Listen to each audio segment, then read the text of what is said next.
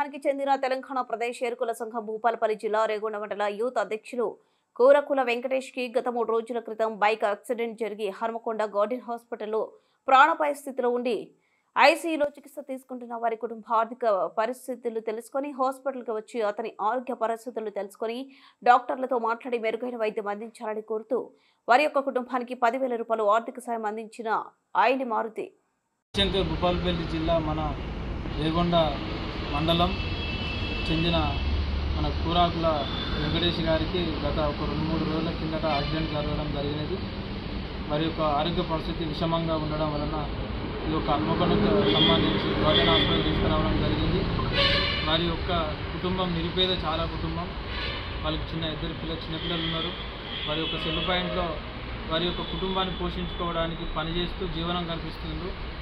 వారి యొక్క ఆరోగ్య పరిస్థితులు బాగాలేకపోవడం వలన ఈ యొక్క విషయాన్ని స్పందించినటువంటి ఆయలి మారుతి అన్నగారు జయశంకర్ ఫౌండేషన్ చైర్మన్ నుంచి ఈ వ్యక్తి ఈరోజు వీడికి రావడం వచ్చి వారి యొక్క కుటుంబానికి వారి యొక్క నిరుపేద కుటుంబానికి ఒక 10,000 రూపాయలు ఆర్థిక సాయం అందించినందుకు మా యొక్క తెలంగాణ ప్రదేశ్ ఎరుకుల సంఘం నుంచి ప్రత్యేక ధన్యవాదాలు తెలియజేస్తూ, అలాగే వారి యొక్క నిరుపేద కుటుంబానికి మీరు కూడా మిగతా వాళ్ళు కూడా వారి యొక్క కుటుంబానికి ఆర్థికంగా నిలబడి ఆర్థిక సాయం చేసి వారి యొక్క కుటుంబాన్ని ఆదుకోవాలని మనస్ఫూర్తిగా కోరుకుంటున్నాను.